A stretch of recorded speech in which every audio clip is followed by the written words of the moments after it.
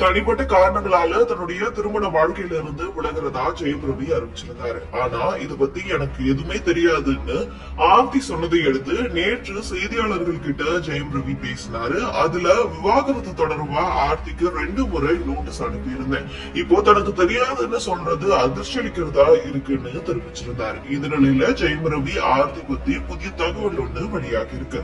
ஜெயம் ரவி ஆர்த்திங்கிறவங்களை காதலிச்சு திருமணம் செஞ்சுக்கிட்டாரு. கடந்த 15 ஆண்டுகள் ஒன்றா வாழ்ந்துட்டு வந்த அவங்களுக்குள்ள எந்த சர்ச்சரவும் இல்லாம இருந்தது.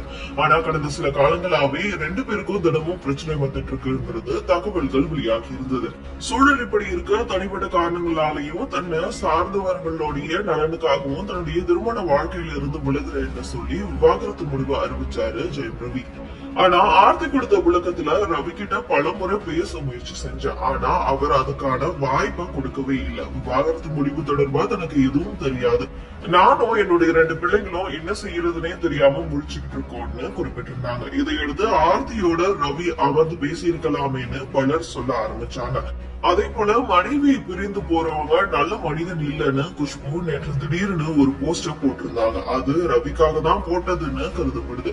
இதுக்கு இடையில பாடகி கெனிஷாவோட ரவிக்கு ஏற்பட்ட தொடர்பு தான் இந்த விவாகரத்துக்கு காரணம்னு கிசுகிசுக்கள் எழுந்தது. சூழல் இப்படி இருக்க நேற்று செய்தியாளர்கள்கிட்ட பேசின ரவி இன்னொரு பெண்ணை என் கூட தொடர்பு படுத்தி பேசுறது தேவையில்லாதது.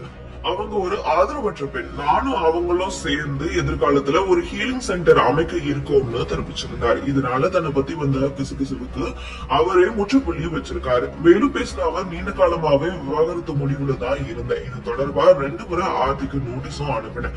அவங்களுடைய அப்பாவும் இது பத்தி என்கிட்ட பேசினாரு. ஆனா இப்போ எனக்கு தெரியாதுன்னு ஆர்த்தி சொல்றது அதிர்ச்சி அளிக்குது. என்னுடைய மூத்த மகன் கிட்ட இத பத்தி புரியும்படி சொல்லியிருக்கேன். நாங்க இணைஞ்சு வாழணும்னு தான் 2 மகன்களும் ஆசைப்படுறாங்க.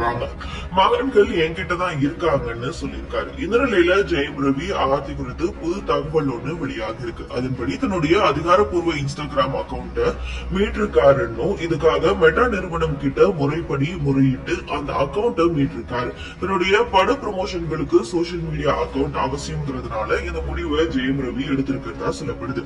இந்த தகவலை கேள்விப்பட்ட ரசிகர்கள் ஜெயம் ரவியை அவருடைய மனைவியும் மாமியாரும் முழு கட்டுப்பாட்டுல வச்சிருந்ததா அரச புரசலா தகவல் ஓடிட்டு இருந்தது.